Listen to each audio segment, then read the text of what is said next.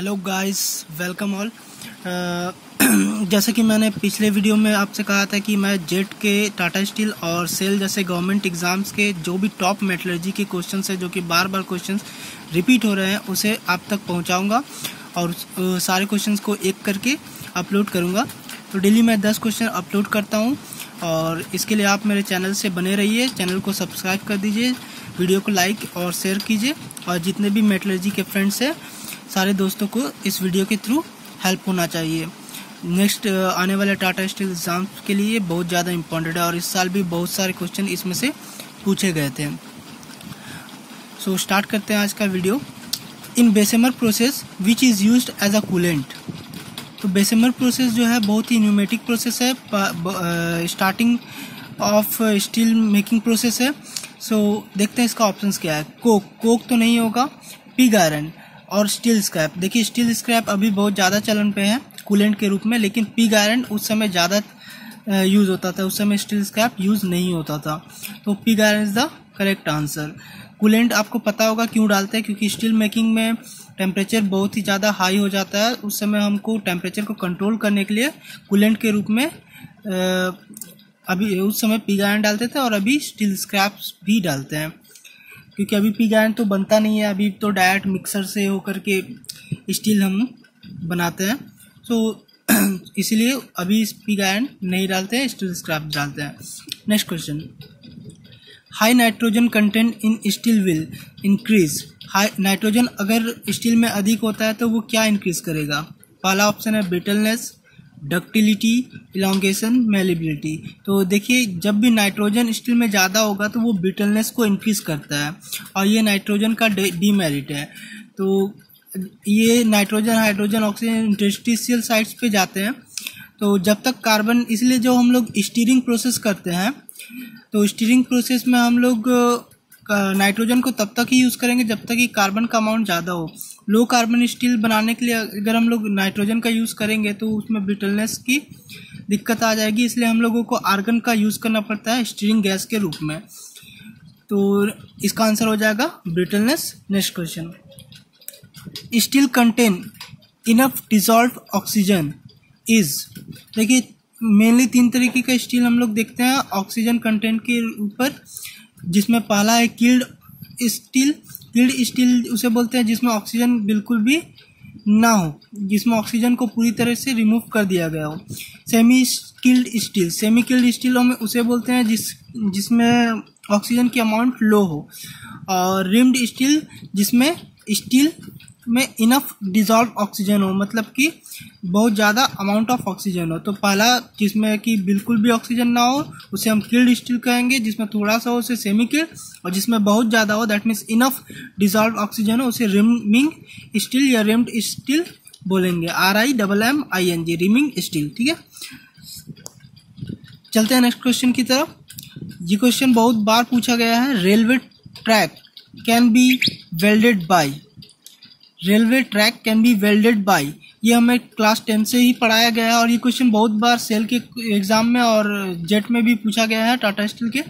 तो इसका ऑप्शन है सॉ, मिग, थर्मिट वेल्डिंग और टिग वेल्डिंग। तो इसका सही आंसर होगा थर्मिट वेल्डिंग। थर्मिट वेल्डिंग क्या होता है? Al2O3 का हम लोग यूज़ करते हैं, इसे मैं आपको बाद में विस्तार से बता दूंगा। नेक्स्ट क्वेश्चन चलते हैं। Well decay observed in. देखिए ये सारा क्वेश्चन जो है उतना हमें जो डिप्लोमा लेवल के रहते हैं उन्हें पता नहीं रहता, लेकिन इसे हम एक तरीके से रट सकते हैं क्योंकि बहुत ज़्यादा बार ये क्वेश्चंस पूछे गए हैं जितने भी गवर्नमेंट एग्ज़ाम है और प्राइवेट कंपनीज के एग्ज़ाम होते हैं उसमें। तो देखिए वेल डिके जो ऑब्जर्व होता है वो स्टेनलेस स्टील में ज़्यादा होता है और उसके बाद माइल्ड स्टील में थोड़ा होता है, इसीलिए इसका सही आंसर हो जाएगा स्टेनलेस स्टील। 3 ऑप्शन था, stainless steel, mild steel, aluminium alloy based steel. Correct answer is stainless steel. चौथा ऑप्शन नन ऑफ दिस था भाई। ठीक है, तो नेक्स्ट क्वेश्चन चलते हैं। All metallic oxides is. जितना भी मेटेलिक ऑक्साइड होता है वो आपको याद रखना, जितना भी मेटेलिक ऑक्साइड होगा वो बेसिक होते हैं। ठीक है, वो क्या होगा? बेसिक। एंड ऑक्साइड्स को हम लोग स्लैग भी बोलते हैं बहुत बार, तो उसको बेसिक स्लैग भी बोल सकते हो। अगर ऑप्शन में बेसिक स्लैग हो तो बेसिक स्लैग पे ऑप्शन मारेंगे, और अगर बेसिक इन नेचर हो तो बेसिक इन नेचर मारेंगे। ये भी बहुत ज़्यादा इंपॉर्टेंट क्वेश्चन है। नेक्स्ट इज एफईओ इज, जो एफईओ होता है वुस्टाइट जिसे हम कहते हैं, वो उसका नेचर क्या होता है? तो उसका नेचर होता है एम्फोट्रिक। एम्फोट्रिक मतलब जो कि एसिडिक और बेसिक दोनों ही नेचर को शो करता है, उसे हम एम्फोट्रिक कहते हैं। तो एफईओ जो है वो एम्फोट्रिक होता है नेचर में, और अगर बात किया जाए तो ये स्लाइटली एसिडिक होता है। नेक्स्ट क्वेश्चन है हाइपोयूटेक्टॉइड स्टील इज फ्रॉम। देखिए ये बहुत ज़्यादा इंपॉर्टेंट है। हाइपर यूटेक्टॉइड स्टील का जो रेंज होता है, तो जैसे हाइपोयूटेक्टॉइड स्टील का रेंज होता है 0.025 से 0.8% कार्बन तक। तो ये सारा आपको आयरन कार्बन डायग्राम पढ़ने से आपको सारा पता चल जाएगा। आयरन कार्बन डायग्राम बहुत ज़्यादा जरूरी है, उसे आप A to Z पूरा रट लीजिए।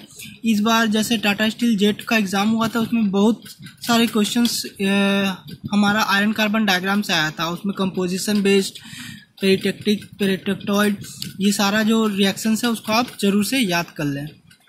जैसे हाइपर यूटेक्टॉइड बोलने से ये कहाँ तक जाता है 0.8 से 2.1% कार्बन तक। नेक्स्ट है Pepsi can be made by. जो पेप्सी के कैन होते हैं वो किसके थ्रू बनते हैं? तो ये क्वेश्चन बहुत बार पूछा हुआ है, तो इसे आप रट सकते हैं। डीप ड्राइंग प्रोसेस है जिससे कि पेप्सी कैन बनाया जाता है। एज हम पेप्सी का कैन बोलते हैं, बट रटने के लिए आप अपने तरीके से यूज कर सकते हैं। Next question, which steel is known as electrical steel. Electrical steel किसे कहते हैं? तो इसमें मैंने ऑप्शंस नहीं दिए हैं, डायरेक्टली आंसर लिखा है। आपको पढ़ के भी समझ आ जाएगा कि कौन सा स्टील जो है वो इलेक्ट्रिकल स्टील कहलाता है। तो इलेक्ट्रिकल स्टील कौन सा होगा? जो रेजिस्टेंस जिसमें कम हो स्टील में, तो लो रेजिस्टेंस स्टील ही आंसर होगा, क्योंकि अगर रेजिस्टेंस लो होगा तो करंट ज़्यादा पास करेगा, इसलिए low resistance steel is electrical steel. Next question 23, which country has more number of states. देखिए ऐसा क्वेश्चन सारे सेल में भी और जेट में भी 1 या 2 क्वेश्चन आपको मिल जाते हैं जो कि मेटलर्जी बेस्ड नहीं होते हैं, बट जनरल अवेयरनेस और जनरल साइंस से पूछे जाते हैं। ऐसा ही कुछ क्वेश्चंस का सेट है। जैसे हाईवेज का में इस बार का जो एग्ज़ाम था उसमें हाईवे के बारे में पूछा गया था कि सबसे लंबा हाईवे कौन सा है, NH4, NH37 जो भी है वो सारे आपको पूछे जाते हैं। तो उसे भी आप थोड़ा देख ले, और नहीं भी देखेंगे तो आपको ज़्यादा नंबर का लॉस तो नहीं होता है, क्योंकि इसमें ज़्यादा मेहनत करना पड़ेगा। तो इसे आप लीव भी कर सकते हैं। तो इसमें जैसा पूछा गया which country has more number of state, तो इसका आंसर है USA।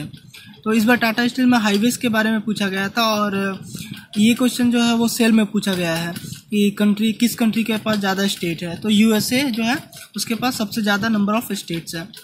नेक्स्ट 24 बहुत ज़्यादा इंपॉर्टेंट क्वेश्चन है। Epsilon carbide is formed in dash stage of tempering. देखिए टेम्परिंग अगर आपने पढ़ा होगा हीट ट्रीटमेंट में, तो आपको पता होगा कि सेकेंड स्टेज में हम लोग एप्सिलॉन कार्बाइड का फॉर्मेशन होता है। ये क्वेश्चन बहुत बार पूछा गया है। Epsilon carbide is formed in dash stage of tempering, तो इसका सही आंसर हो जाएगा second stage.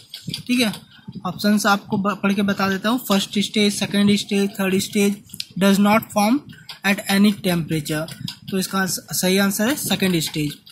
Next question, formula of epsilon carbide and carbide. Carbide जो होता है वो क्या होता है? Fe3C, जो कि ऑर्थोरोम्बिक होता है Fe3C, और जो एप्सिलॉन कार्बाइड होता है वो Fe2.4C होता है, और ये HCP इन स्ट्रक्चर होता है। तो ये बहुत ज़्यादा इंपॉर्टेंट है आने वाले एग्जाम्स के लिए भी, और ये बहुत बार पूछा भी गया है। तो इसे जरूर से याद रखें कि एप्सिलॉन कार्बाइड और कार्बाइड जो होता है उसमें क्या अंतर है। कार्बाइड Fe3C है, जबकि एप्सिलॉन कार्बाइड Fe2.4C है। और जो एप्सिलॉन कार्बाइड है वो HCP होता है नेचर में, मतलब उसका स्ट्रक्चर में, और Fe3C ऑर्थोरोम्बिक इन एक स्ट्रक्चर होता है। और हाँ, क्रिस्टल स्ट्रक्चर अगर टाटा स्टील जेट के एग्जाम के लिए आप चाह रहे हैं तो क्रिस्टल स्ट्रक्चर बहुत अच्छे से पढ़ ले, क्योंकि आप लोग 10-20 क्वेश्चन तो आपको, अगर आपका किस्मत अच्छा रहा तो उसी से मिल जाते हैं। तो उसे बहुत ही ज़्यादा अच्छे से पढ़ लें। उसका एक लिस्ट आता है, अगर आप को चाहिए तो वो आप कमेंट कर दें, मैं कमेंट सेक्शन में उस पिक को लोड कर दूंगा, जिससे आप उसे याद कर पाएँ। Next question, disc pelletizer is made by which process. Disc pelletizer के बारे में आपको पता होगा, डिस्क एंड ड्रम दो टाइप के प्लेटाइजर आते हैं। तो ये किस प्रोसेस से बनते हैं? तो सही आंसर है फोर्जिंग।